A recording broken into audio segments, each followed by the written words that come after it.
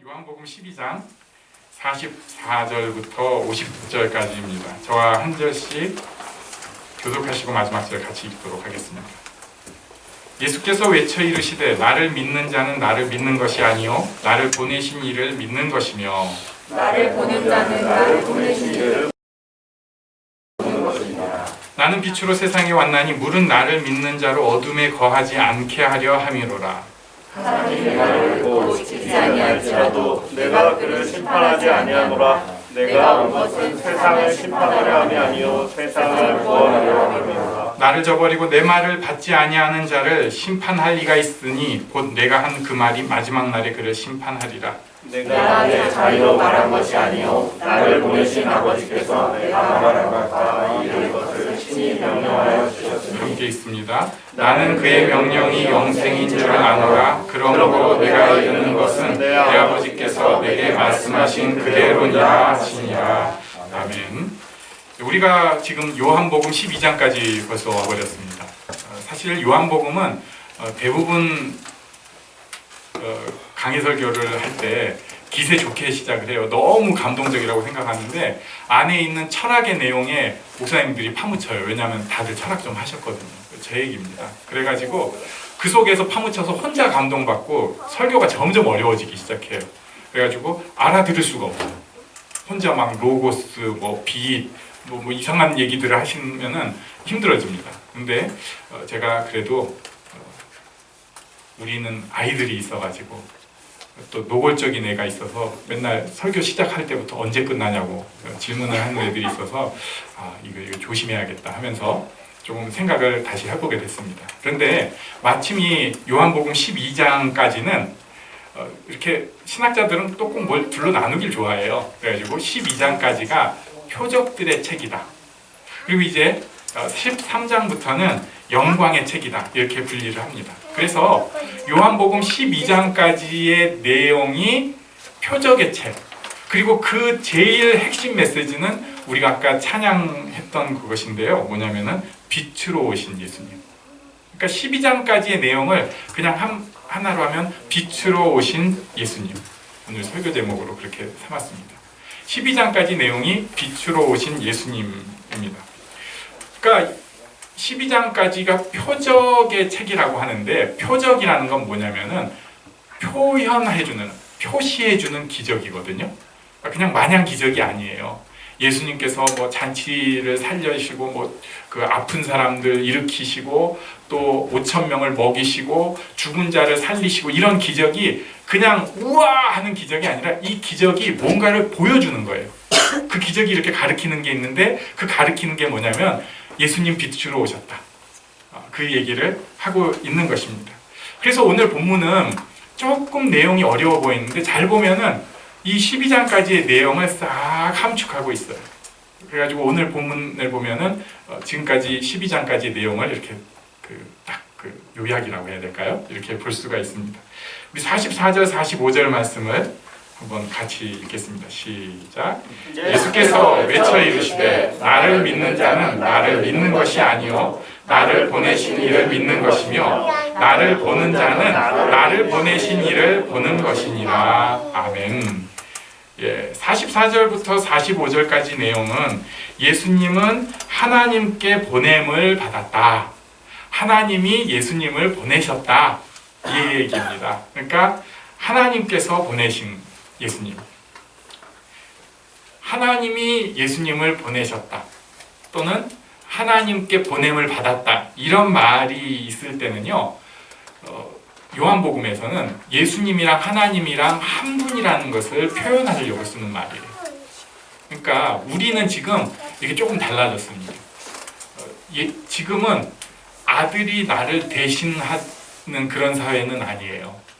아들은 아들이고 저는 저예요. 또 죄송하지만 우리 아버지는 아버지고 저는 그냥 아들이에요. 그냥 아들인데 저는 또 저예요. 물론 약간의 그런 그 대표성이 남아있긴 하지만 옛날하고는 다릅니다. 옛날에는 아들이 아버지예요. 그래서 대리인인 거죠. 그러니까 같은 사람인 거예요. 쉽게 말해서. 그래가지고 거기를 이제 쫓아내버린다거나 그 탕자처럼 나 나갈 거예요 하는 거는 이거는 정말 아주 극악한 일입니다. 아버지랑 나랑 같은 것인데 예수님께서 그 얘기를 계속 하시는 거예요. 하나님이랑 나는 하나다. 그래가지고 요한복음 18장에 1장 18절에 이런 말씀이 있죠. 본래 하나님을 본 사람이 없으되 아버지 품속에 있는 독생하신 하나님이 나타내셨느니라. 그래서 나타난 분이다. 보내신 분이다. 또 골로새서 1장 15절 말씀을 우리 여기는 같이 읽어볼까요? 시작. 그는 보이지 아니하는 하나님의 형상이시요 모든 피조물보다 먼저 나신 이시니. 네. 이시 니까지 있는데 제가 니는 잘랐네. 네. 보이지 않는 하나님의 형상 모든 피조물보다 먼저 나신 분이다. 예수님이 나는 빛으로 보냄을 받았다고 처음에 얘기를 하십니다. 두 번째 46절. 우리 한번 46절 같이 읽어볼까요? 시작. 나는 빛으로 세상에 왔나니 물은 나를 믿는 자로 어둠에 거하지 않게 하려 함이로라. 아멘. 여기 또 중요한 메시지가 있는데요. 빛으로 오신 예수님은 그냥 빛으로 나 혼자 왔다가 아니라 빛을 비추기 위해서 오신 거예요. 예수님을 믿는 자들은 더 이상 어둠에 거하지 않고 빛의 자녀가 됩니다. 요한복음 12장 36절에 너희가 아직 빛이 있을 동안에 빛을 믿으라. 그리하면 빛의 아들이 되리라. 네. 그래서 47절에 뭐라고 말씀하고 계시는가? 여기 우리 같이 읽을까요? 47절 시작. 사람이 내 말을 듣고 지키지 아니할지라도 내가 그를 심판하지 아니하노라. 내가 온 것은 세상을 심판하려 함이 아니요 세상을 구원하려 함이로라. 아멘.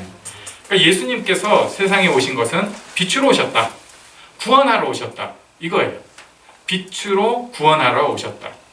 예수님께서 이 땅에 오신 것은 심판이 아니라 구원하러 오신 것입니다. 그래서 아주 유명한 말씀 있죠. 요한복음 3장 16절.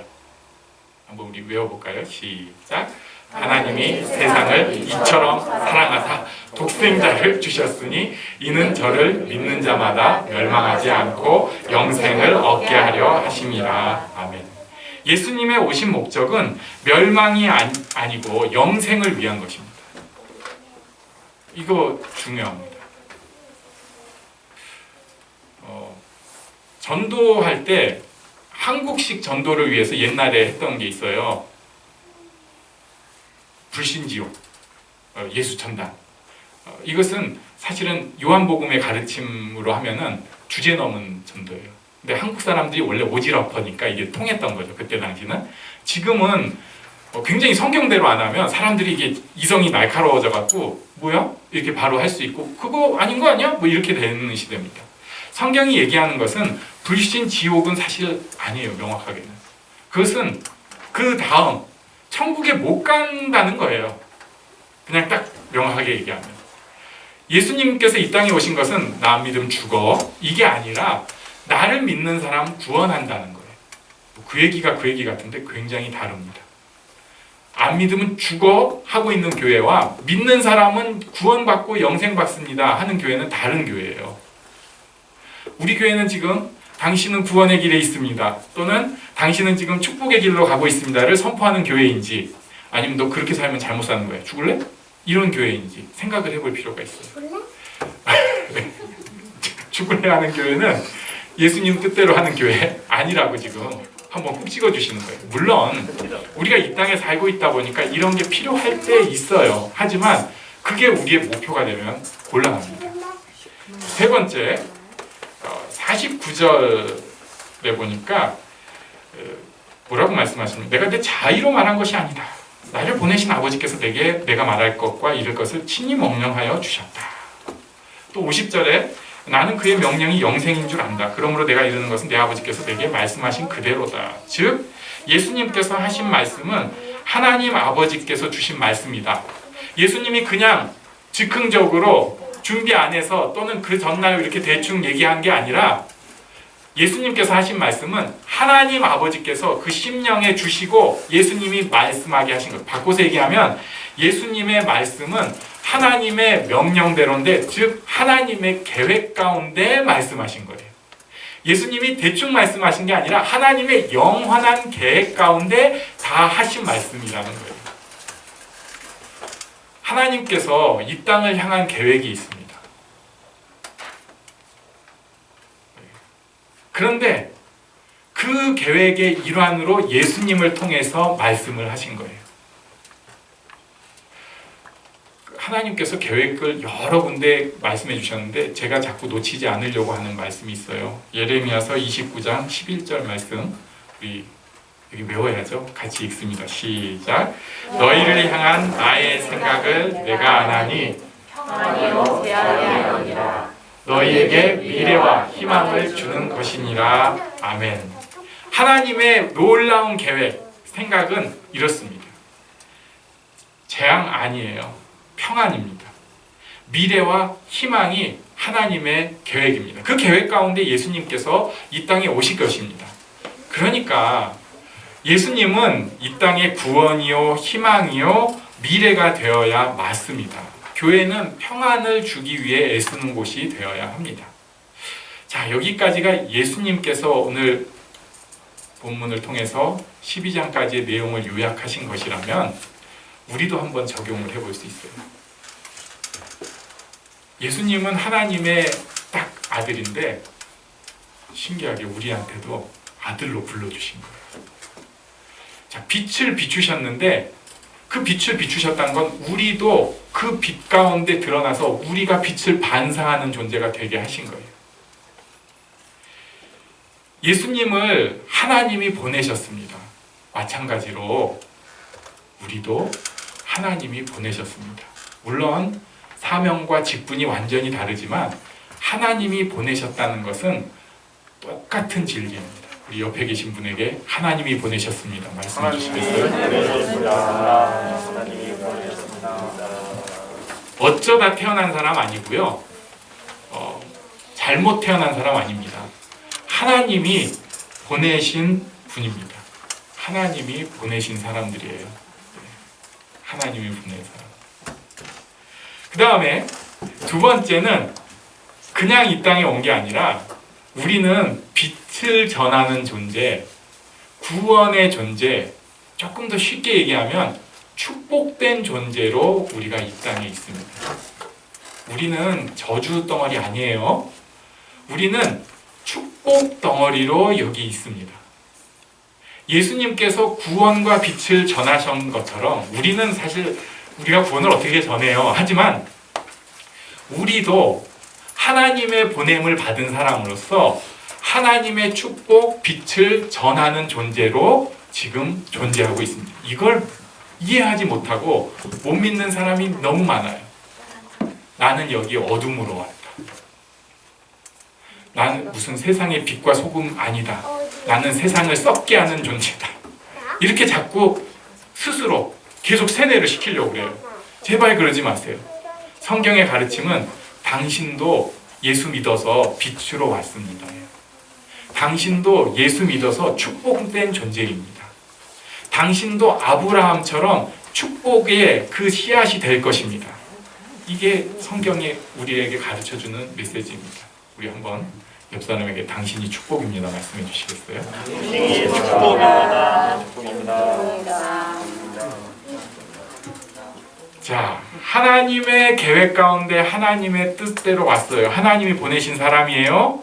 그리고 하나님의 축복, 그래서 하나님의 빛을 비추는 사람인데 이 사람이 이제 선포하고 뛰어나가야 될 게 뭔가, 그것은 예수님은 나는 하나님 말씀대로만 얘기했다, 말씀하셨다 이렇게 했다면 우리는 하나님 말씀대로 살려고 애쓰겠습니다.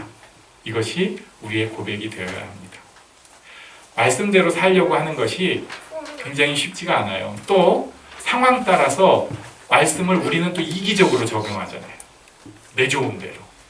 그 말씀대로 사는 게 아니거든요. 말씀을 이용해 먹는 거지.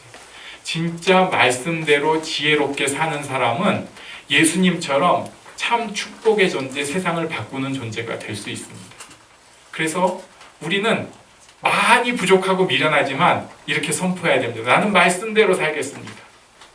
잘 못하지만 난 말씀대로 살겠습니다.